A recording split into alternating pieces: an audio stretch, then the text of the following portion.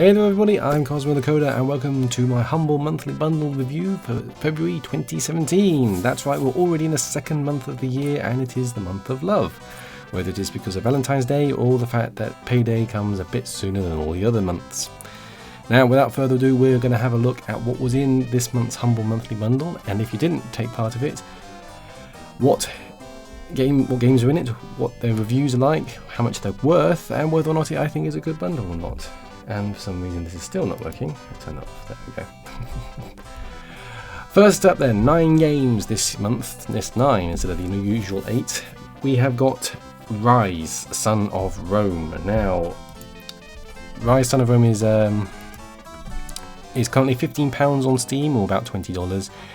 It basically tells the story of a Roman soldier called Marius Titus, who witnesses the murder of his family at the hands of barbarian bandits, and you decide to travel with a Roman army to sort of Britannia and seek revenge. It's essentially sort of third person slashing, killing, general sort of game, all based in sort of the Crytek engine, so expect some really impressive visuals and everything. This is actually sort of a definitive edition, as it was originally released on Xbox, but so this one contains all the DLCs and all the various other bits and pieces that were sort of released later on as part of the console release. Good reviews, 82% on Steam recently, 83% overall, and 61 on Metacritic, so not that sort of great on Metacritic, but in general it's a well received game, quite entertaining, very gory, so definitely something to check out if you're into kind of that sort of element of games, I suppose. Next up is a game that I'm going to guess is called Abzu. Abza? I don't know. It's basically, I want to say it's a walking simulator, but it's not. It's more of a swimming simulator kind of game. It's currently half price on Steam at £7.50, or about $10. It's basically an atmospheric sort of underwater adventure game where you explore the world beneath the ocean. It does have a plot line which basically sort of unravels as you explore more and more throughout the sort of the underwater levels and areas. I suppose areas is better than levels, not sort of that kind of terminology. A controller is highly recommended for play, as it's currently sort of, it makes full use of that, and apparently the mouse and keyboard controls are a bit clunky. Some really good reviews, 91% recently, 92% overall, and 83% on Metacritic. It does look pretty beautiful, I have to admit, based on the video and the gameplay footage. So definitely an interesting kind of game if you are interested in sort of exploration, atmospheric kind of games, at least from a visual standpoint. Third up, we have the game that was sort of shown to us in the last month's bundle as a sort of a tantalizer. It's XCOM 2. Now, this is obviously the sequel to XCOM Enemy Unknown, and it's set about 20 years in the future, since basically the world leaders have surrendered to the aliens that were in XCOM 1, and you basically lead a new force of XCOM soldiers to rise up and eliminate the sort of alien occupation. It's kind of a full price game at the moment. It's £35 on Steam, or $60. Fairly good reviews, 80% recently, 78% overall, and 88% on. Sorry, 80. Yeah, 80. I said 84% here in front of me, but 84% on Metacritic. This is basically a turn-based strategy game, similar to the previous incarnation, with all new weapons and technologies and stuff like that. So definitely something that you may actually enjoy if you actually like turn-based strategy games. I kind of do and kind of don't. It depends on the sort of look and feel of it. I've been watching some people play this game and it looks pretty cool, but it's a very sort of a strategic sort of game. You are up against sort of quite impressive odds. Basically, you know, like you kind of said, you're dealing with the entire world full of aliens and alien oppression. So some people have said that it's a bit difficult, because of that sort of, the odds against you are quite high.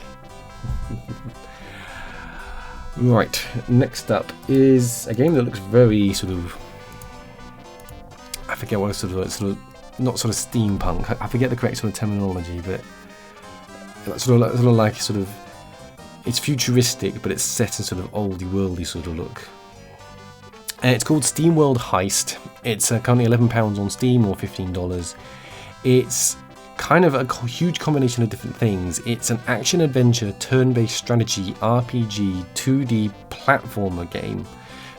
Yeah, inspired by XCOM and Worms, weirdly, where basically you sort of control robot pirates as you infiltrate spaceships to sort of loot and pillage them, and you're able to manually aim your gun to sort of create a whole variety of trick shots in order to kill them, and basically bounce them off walls and all kinds of things like that. It looks really kind of cool in terms of its appearance and general sort of graphical style, as you can see from the actual video behind me.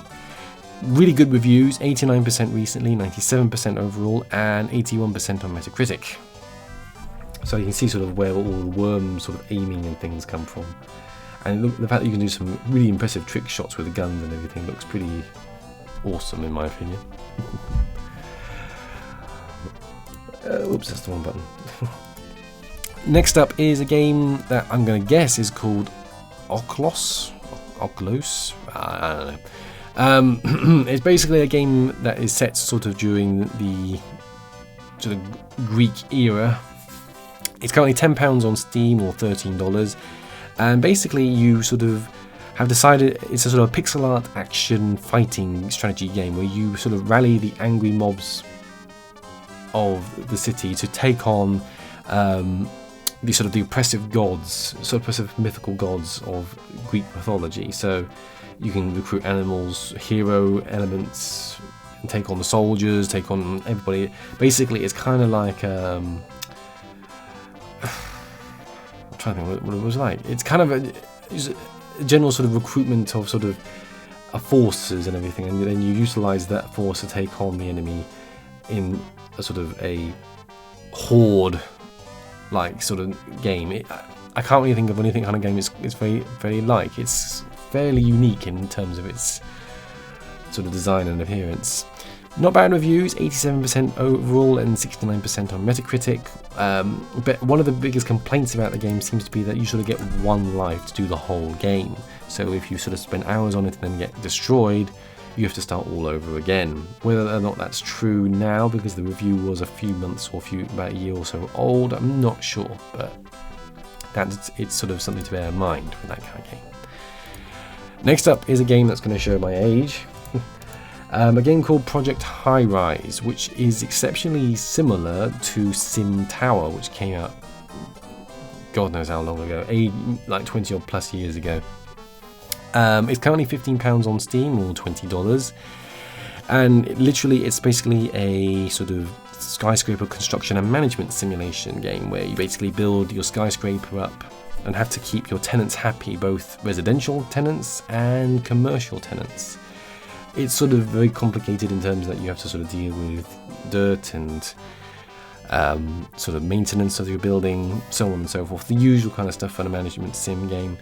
Some people don't like it.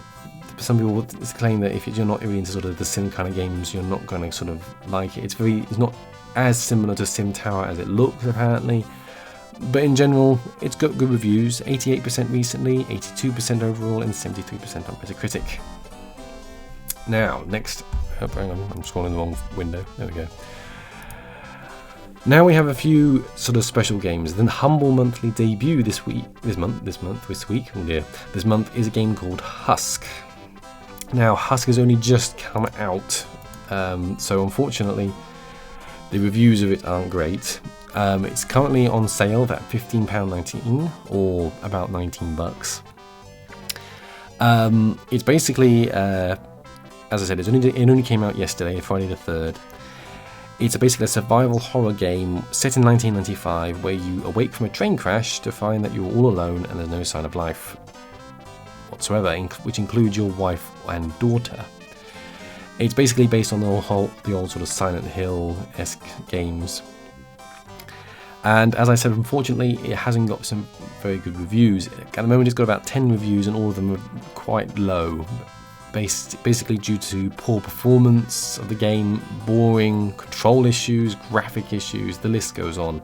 So unfortunately, at the moment, it seems like this game is a bit of a a downer really for the bundle. But it remains to be seen. Obviously there's chances for the developers to improve upon it, but in general, maybe not one to check out unless you're really interested in it. Now, next up we have a few things that I can't really detail the prices or the reviews, because the first one, Holonight, isn't actually out yet. It's not out until well, it says early 2017, so it could be any time between next week or about a month or two. Holonight's basically a Metroidvania type game, which with beautiful hand-drawn graphics, as you can see, and it's basically you control a strange little creature where you sort of explore a vast underground world, exploring twisting caverns, cities, and deadly wastes. I'm reading some of the blurb basically, and basically you battle tainted creatures and befriend bizarre, strange bugs. So it's basically your typical sort of 2D platformer slash RPG-esque or roguelike kind of game with some rather neat looking graphics. It looks pretty good, and from what I can understand, basically you don't get a Steam key for it, you just get the sneak peek for it. Whether or not that develops into a Steam key or not, I don't know. I doubt it somehow, but I suppose we have to wait and see, really, that kind of thing. And finally, the Humble Original is a rather interesting looking game. It's a game called Oh Dear, which kind of looks like what would happen if you crossed Carmageddon with a sort of outrun graphics, and instead of zombies or people, depending on your version of Carmageddon, you put a load of deer in the sort of middle of the road. As you can see from basically the graphics, it looks exactly what it is. It's a sort of a very casual-esque arcade action game where you basically drive a car, I forget what they're called, a station wagon or whatever it is, and sort of traverse the course, trying to avoid the obstacles, and by look of things, take out as many deer as humanly possible. I can't say it necessarily appeals to me. The soundtrack's quite retro sounding and quite novel, but I don't know. Maybe not one for me to try out, and certainly not one to let the kids have a go at. Ooh, oh dear. Literally. And that is pretty much it in terms of what is in this month's bundle. Now, next month we have the tantalizer is Total War Warhammer, which is the most recent Total War game. Obviously set in the Warhammer universe, duh. But in general, and it's a full price game, and it came out sort of mid to early last year, so it's not that old a game, so it's quite a good price for a game of that kind of cost. Obviously you have to be interested in Total War. I'm not really, but that's just my personal opinion on that. So all that remains is for me to review this bundle. Well, admittedly I don't have any of the games, and it's quite an eclectic mix. As always, we're still with Steam bundles, with Humble Monthlies. Husk seems to be a big letdown, I think, and although Holonight looks good, the fact it's only a sneak peek and not the full thing's kind of a bummer, I suppose. But in general, the games themselves look pretty cool, and I'm quite interested in playing them. Quite a few of them are going to end up on my, especially Steamworld Heist. I might try Project Highrise. That's all going to end up on my tries it list, which is almost approaching 100 games. I really got to get around to sort of playing more games or trying more games. But in general, I think it's a goodish bundle. So we'll give it. Let's see. I don't always like doing it, but I'll give it a 7. You know, it's a pretty good bundle. Not a super bundle, and not a averagely good bundle, but it's got a good amount of content. It's got a good few games in there that I can certainly say I would like to play at some point. But yeah, definitely a good bundle in my opinion. And that, dear friends, is it in terms of my Humble Monthly bundle. Let me know what you think in the comment section below, and like and subscribe for more videos along the same sort of lines, as I do review the actual Humble bundles, and occasionally do get to play some games when I actually get around to it. Thank you for watching, guys, and as I always say, happy gaming, and remember, it is Valentine's Day, so if you haven't got anyone to give a present to or a loved one to care for, remember that Sniper Elite 4 is coming out, so I'm looking forward to that after Valentine's Day. What do you mean under the thumb? You try being married. Anyway, see you later, guys.